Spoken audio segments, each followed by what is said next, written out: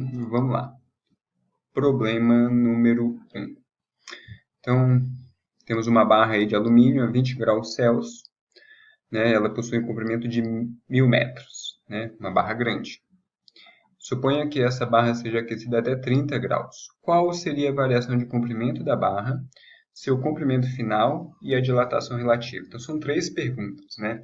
Eu quero saber exatamente o quanto, né, ela aumentou em termos de comprimento, qual foi o comprimento final, e depois a gente vai tratar de um conceito, né, que é a dilatação relativa, que pode ser percentual ou não. Mas vamos já extrair alguns dados, né, que a gente vai utilizar aí do enunciado. E o primeiro deles, né, é a temperatura inicial. Então, a barra está primeiramente a 20 graus Celsius. Então, vou colocar aí para o lado. Outra informação é o comprimento inicial. Então, lembra quando a gente extrai os dados, já vai colocando aqui o símbolo, né, que a gente vai resgatar lá nas equações para poder fazer as aplicações, né? Então, 20 graus, θ0, símbolo para a temperatura inicial. Símbolo para o comprimento inicial, L0. E o comprimento inicial da barra, 1000 metros, né? E a gente tem uma outra temperatura aqui, que não é inicial, é a temperatura final. Então, θf vai ser 30 graus, né? Mas tem uma outra informação também aqui, que ela é indiretamente numérica, né? Apesar de não parecer aqui. Fala-se que a barra é de alumínio. O que a gente pode fazer é simplesmente fazer uma consulta a uma tabela, né, ao livro, por exemplo, né, ou até alguns exercícios do livro, ou mesmo consultar, né, na internet, né, o coeficiente de dilatação linear, né? Vamos comentar sobre isso, né? Mas, obviamente, como isso aqui é uma aula de revisão, a gente já sabe o que que é. Só para ter uma ideia, na página 50 do livro de vocês tem aí, o livro texto, né? Tem aí vários coeficientes lineares, né? De várias de várias substâncias, né? Ou de vários materiais. Então vamos lá, o chumbo, por exemplo, o coeficiente linear dele, né? Calculado em graus Celsius a menos 1, o inverso do grau Celsius, é por volta de 27 vezes 10 a menos 6. Note que é um número muito pequenininho.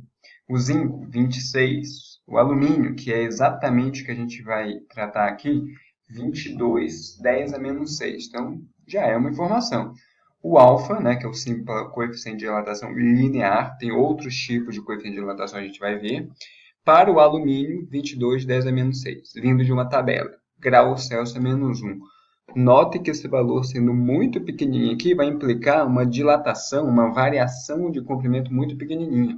Por isso que, inclusive, é interessante de colocar um comprimento bem grande, 1000 metros, por exemplo, para a gente realmente ter digamos assim, uma variação considerável, né? A prata, por exemplo, é 19, 10 a menos 6, né? Então, quanto menor o coeficiente, menos ela dilata. Então, o alumínio tem uma dilatação razoável aí, parecido com zinco, alumínio e prata. A porcelana, por exemplo, é 3, ao invés de ser 22 aqui, é 3 vezes 10 a menos 6. Então, é bem menor, então ela dilata, na verdade, menos, né? Os metais, em geral, dilatam mais, né? O vidro, por exemplo, 9 vezes 10 a menos 6. Então, consultando uma tabela, aí a gente pode dar uma olhada aí nesses coeficientes, né? Então, vamos lá. Fazer uma breve revisão aqui sobre dilatação, né? A gente tem, na verdade, três tipos de dilatação que a gente pode estudar, sendo que a de líquidos entra aqui na volumétrica, né?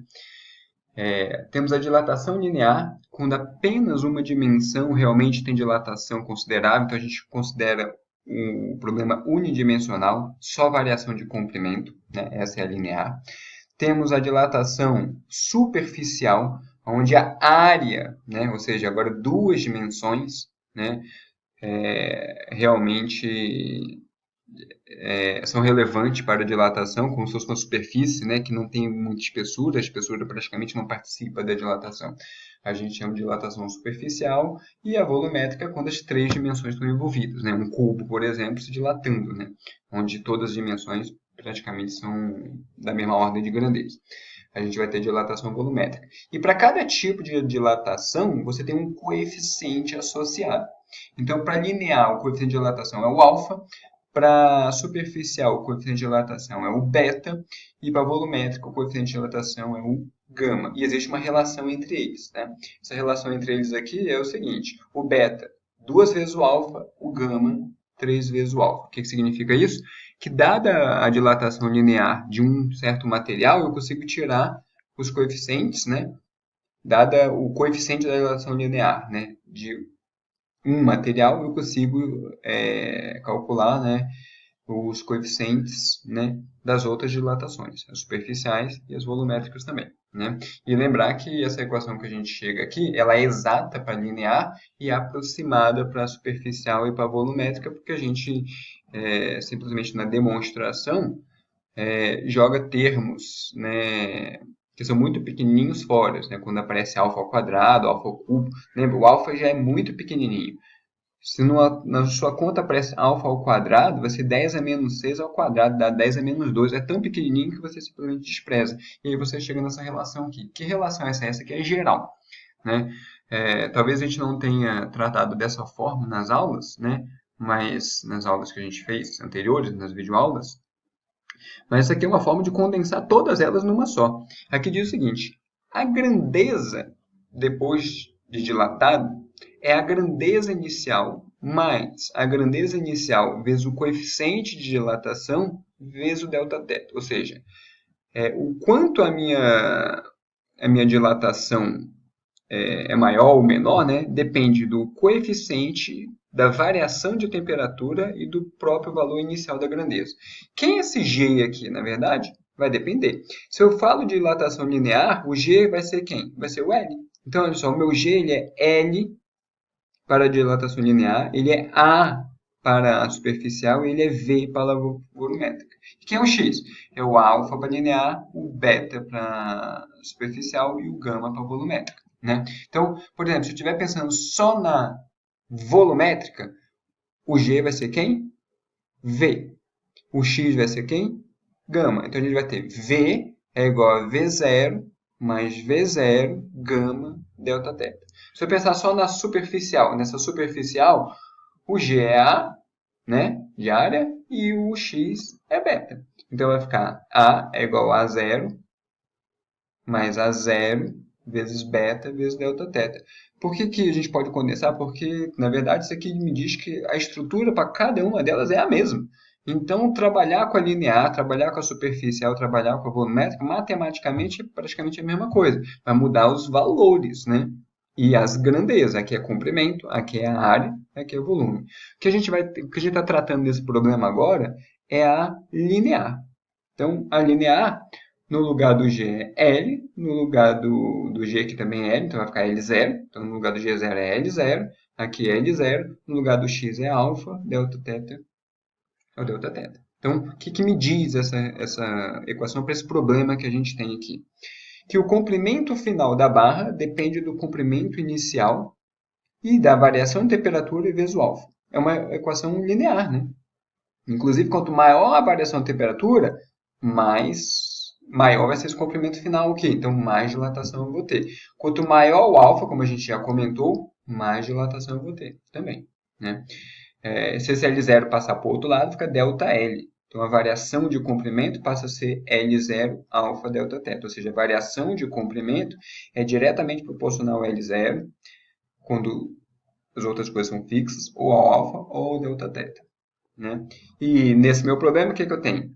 Eu tenho θ0 e tenho θ final. Então, eu tenho delta θ, porque isso aqui é variação de temperatura. É a final menos inicial. É 30 menos 20. Seria 10 aqui.